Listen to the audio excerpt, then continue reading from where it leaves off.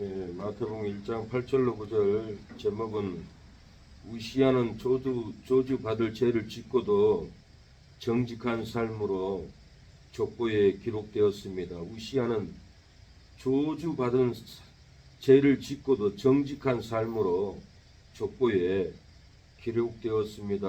라는 제목으로 말씀을 보겠습니다.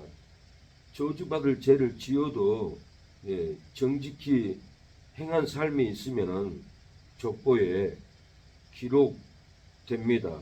오늘 우시야가 저주받았어요. 문둥이병 걸려가지고 저주받았는데도 저주받기 전에 정직히 행한 삶이 있었기에 족보에 기록된 것을 봅니다. 천국에 가서 상급은 있네. 그것은 알 수 없어요. 상급은 없었을 것 같아요. 저주받은 짓을 했기 때문에. 택한 백성들은 구원받습니다. 지옥 안 가요. 천국 성회를 못 들어가서 그러지. 오늘 보면은 우시야도 택한 백성이에요. 전에는 정직한 삶을 행했어요.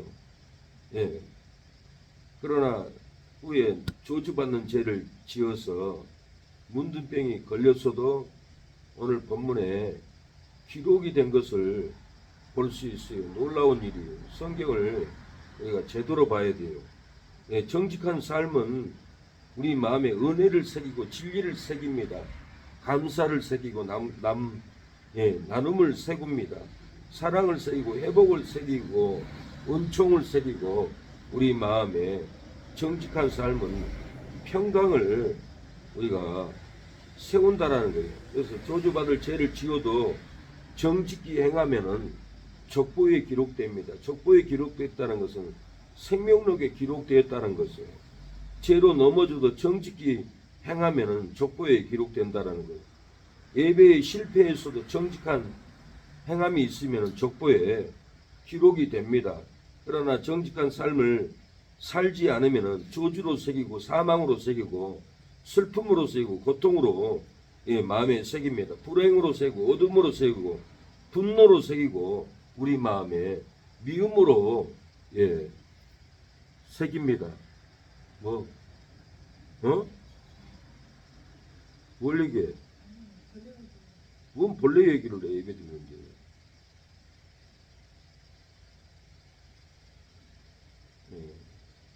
우리가 정직한 삶을 살지 못하면은 잠을 자도 저주의 고통이 새겨지고 사망의 고통이 새겨지고 슬픔과 고통이 우리 마음에 새겨집니다. 정직히 사느냐 정직히 안 사느냐 이에 따라서 은혜로 새기고 불행으로 새기고 진리로 새기고 어둠으로 새기고 정직히 행하느냐 안 하느냐에 따라서 이렇게 우리 마음에 새김이 달라집니다. 우리가 교만한 삶을 살면은 혈기로 교만해지고 돈 욕심으로 교만해지고 명예 교만으로 새겨집니다. 지식으로 교만하면은 교만해지고 은사로 교만해지고 높은 지위로 교만을 우리 마음에 새깁니다. 아하시야는 저주받을 죄를 지어서 족보에 기록되지 않았습니다. 정직히 행한 일이 없기에 기록되지 않았어요. 요아스도 아마시아도 오늘 이 본문에 족보에 기록이 없어요. 이 족보에 요아스가 아하시아가 저주받을 죄를 지어서 족보에 기록되지 않는 것이 아니라 정직한 행함이 없기 때문에 성경은 기록되지 않았다라고 해요. 저주받을 짓을 하면 지옥 가요. 망해요. 근데 오늘 본문은 저주받을 죄를 지어서 족보에 기록되지 않는 것이 아니라 정직히 행한 일이 없기 때문에 정직한 삶을 살아본 적이 없기 때문에 족보에 기록되지 않았다라고 성경은 이렇게 말합니다. 오늘 본문에 우시야가 저주받을 죄를 분명히 졌어요. 제사장만 예배를 주관하는데 요 우시야가 자기가 제사를 주관하려고 하다가 문둥병이 걸려서 저주를 받았어요. 근데도 족보에 기록된 걸 보면 놀래요. 왜 기록이 됐을까? 우시야가 정직한 삶을 살았기 때문에 그래요. 정직한 삶을 살므로 하나님이 생명력에 기록되었기 때문에 오늘 본문에도 기록되어 있다라는 거예요. 근데 천국 가서 상급이 있냐 없냐는 세상에 죄지면 천국 가면 상급이 없어요. 그러나 족보에 기록됐기 때문에 천국은 가요. 근데 하나님의 성회를 못 들어가는 게 그게 문제예요. 그래서 죄지면은 상급이 없다는 것을 알아야 해요. 솔로몬도 천국 가서 보니까 아무런 상급도 없이 개털 모자를 쓰고 있다라고 제가 한번 영상을 들어봤어요.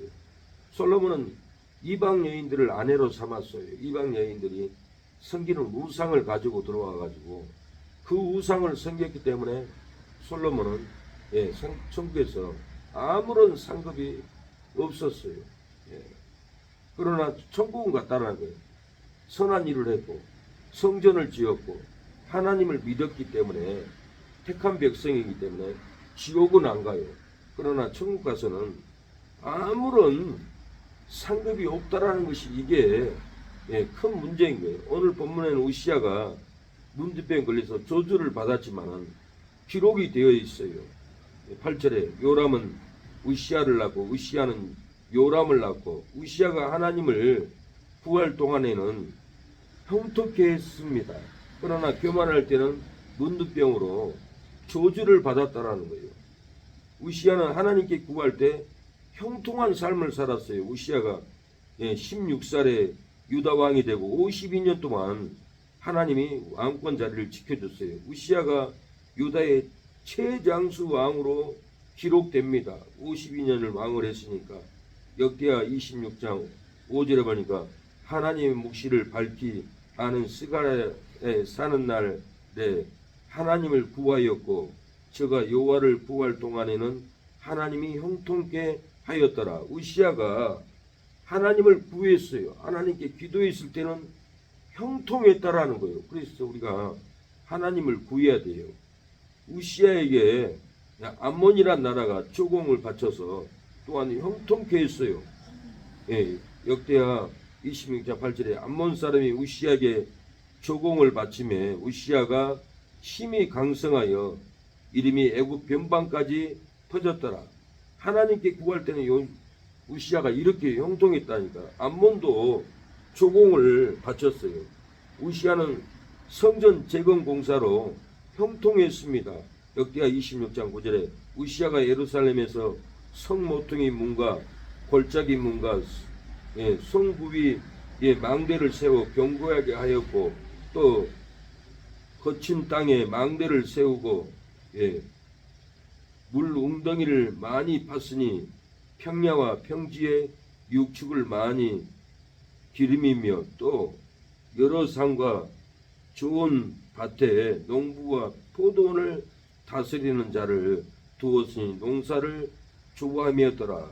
이렇게 우시야가 하나님께 구할 때는 농사도 잘 됐고 성도 재건하고 이렇게 놀라운 복을 받습니다. 우시야는 무기들을 개발해서 형통했어요. 역대하 26장 14절 우시야가 그 온 군대를 위하여 방패와 창과 투구와 갑옷과 활과 물맷돌을 예비하였고 우시야가 이렇게 무기들을 준비해서 적군을 이기도록 형통한 이렇게 삶을 살았어요. 우시야를 보호자는 족장 큰 용사들이 2,600명이었어요. 군사가 30만 7,500명이었어요. 이렇게 많은 군사가 우시야를 보호했어요. 역대하 26장 12절에 족장의 총수가 2,600명이니 모두 큰 용사요. 13절에 그 수하의 군대가 30만 7,500명이었더라. 하나님께 우시야가 구할 때는 이렇게 놀라운 형통을 하다가 우시야는 강성하다가 교만해졌어요. 악을 행함으로 저주를 받았어요. 역대하 26장 16절에 강성하여짐에 그 마음이 교만하여 악을 행하여 그 하나님 여호와께 범죄하되 그 여호와의 전에 들어가서 향단을 분향하려 한지라. 우시아가 손으로 향로를 잡고 분향하려 하다가 노를 바라니 저가 제사장에게 노할 때에 여호와의 전에 향당 제사장 앞에서 그 이마에 문디병이 바란지라. 제사를 우시아가 주관하려고 하다가 하나님이 쳐서 문디병이 걸렸다라는 거예요. 우시아가 그렇게 형통하다가 말년에 끝판에 이렇게 잘못된 것은 교만이에요. 자기가 예배를 주관하려고 하면은 안 돼요. 하나님의 일은 하나님이 세운 종을 세워서 예배를 주관해요. 근데 장로가 주관하려고 하면은 이것은 저주받는 길이에요. 그래서 장로들이 예배를 주관하는 걸 봐요. 어이가 없어요. 저주받을 짓이에요. 우시아는 분향하려 하다가 문디병으로 저주받아서 성전에서 쫓겨났습니다. 성전에서 끊어졌어요. 그리고 일생을 작은 방에서 홀로 외롭게 살아갑니다. 죽고 난 후에도 열왕의 묘실에 들어가지 못하고 일반 묘실에 우시아가 이렇게 들어가요. 우시아는 산당에서 제사 드리고 성전에서 자기 마음대로 제사 드리려고 하다가 이렇게 저주를 받았어요. 그래서 요즘 성도들이 자기 마음대로 아무데나 가서 예배 드리기를 좋아해요. 자기 정한 예배당에서 예배 안 드리고 들놀이처럼 이렇게 남의 다방 다니듯이 교회를 다니고 이 교회 저 교회 자기 마음대로 예배가 어쩌네, 설교가 어쩌네, 목사 목소리가 크네, 뭐 어쩌네, 문제만 일으키고 저주받는 이런 삶을 자기 마음대로 드리는 예배의 삶을 이렇게 가다가 결국은 안 됩니다. 우시아가 저주받아 문디병 걸려서 죽어도 왕의 묘실에 들어가지 못해도 족보에 기록됐어요. 이거 놀라운 일이에요. 회개도 못하고 죽어도 족보에 기록됐어요. 우시아가 회개를 못했어요. 회개를 못하고 죽었는데도 족보에 기록됐다는 것이 이것이 놀라운 일이에요. 무엇 때문에 이렇게 우시아가 말년에 자기 마음대로 예배 드리려고 하다가 제사 드리려고 하다가 문디병을 저주받고 회개도 못하고 죽었는데 오늘 본문은 우시아가 족보에 기록됐는가? 이것이 관건이에요. 왜 그럽니까? 왜 족보에 기록됐을까요? 역대하 26장 4절에 답이 있어요. 부친 아마시아의 모든 행위대로 하나님 보시기에 정직히 행했기 때문에 그렇습니다.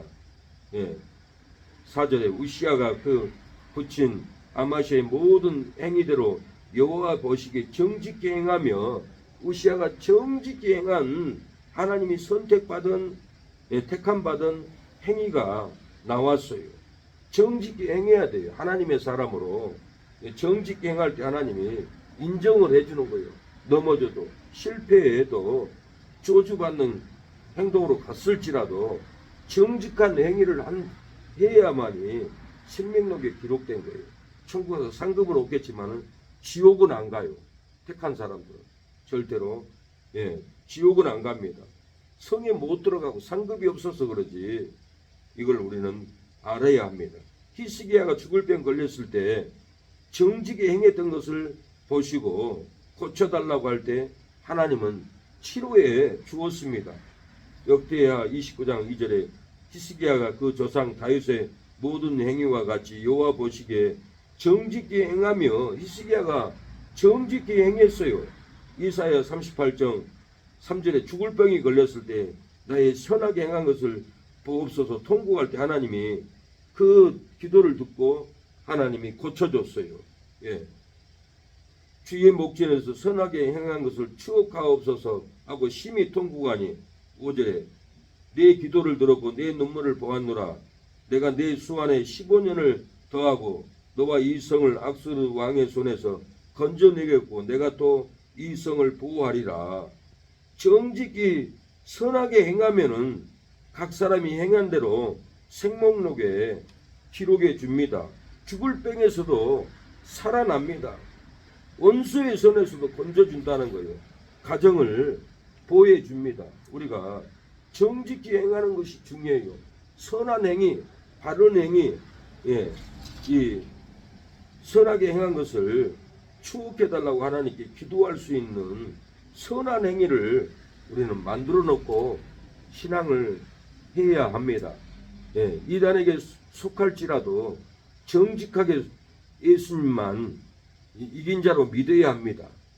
이단의 잘못된 사상에 속을지라도 정직하게 예수님만 이긴 자로 우리가 믿어야 된다는 거예요. WCC 다원주의에 속할지라도 속을지라도 정직히 행한 하나님만 유일신으로 섬겨야만이 WCC에게 속지 않습니다. 세상이 우리 끌려갈지라도 세상이 우리를 멸망길로 끌고 갈지라도 정직하게 하나님만 주인으로 믿어야 한다라는 거예요.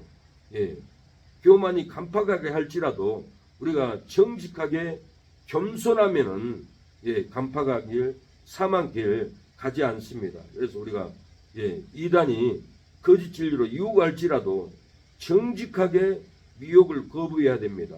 WCC가 종교 통합을 할지라도 우리는 정직하게 통합을 거부해야 된다는 정직한 믿음이 있어야 돼요. 음란이 유혹할지라도 정직하게 음란을 거부해야 되고, 교만이 악하게 나올지라도 우리는 정직하게 교만을 거부해야 돼요. 이 정직한 믿음이 있어야 돼요. 정직하게 거부하지 않으면은 이단이 우리를 끌고 가고 WCC가 끌고 가고, 우리가 정직하게 거부하지 않으면은 음란이 우리를 끌고 가요. 교만이 사망길로 끌고 가요. 그래서 우리가 정직한 믿음, 정직한 행위가 나타나야 할 줄로 믿습니다. 하나님 아버지, 이 새벽에도 우시아가 주여 예배를 주관하다가 문둥병 걸려 저주 받았는데도 불구하고 전에 정직한 행위를 보고 하나님 족보에 기록해 주었습니다. 택한 자입니다. 우리도 정직하게 행할 때 택한 자로 인정을 받고 생명록에 기록될 줄로 믿습니다. 우리가 넘어지고 쓰러져도 아버지 천국에 갈 줄로 믿습니다. 천국 가서 상급은 없을지라도 우리가 정직한 행함에 믿음이 나오면은 지옥에는 떨어지지 않을 줄로 믿습니다. 우리가 이 믿음을 가지고 택한 자의 아버지 그 은혜, 택한 자의 간격, 택한 자의 구원, 이 믿음을 확신을 가지고 아버지 낭망하지 않게 하옵소서. 우리가 어떠한 죄에 넘어져도 우리는 택함을 받았기 때문에 천국 갈 줄로 믿습니다. 그 나라를 바라보게 하옵소서. 예수님의 이름으로 기도합니다. 아멘. 기도하겠습니다. 기도하고 갑니다. 주여 아버지,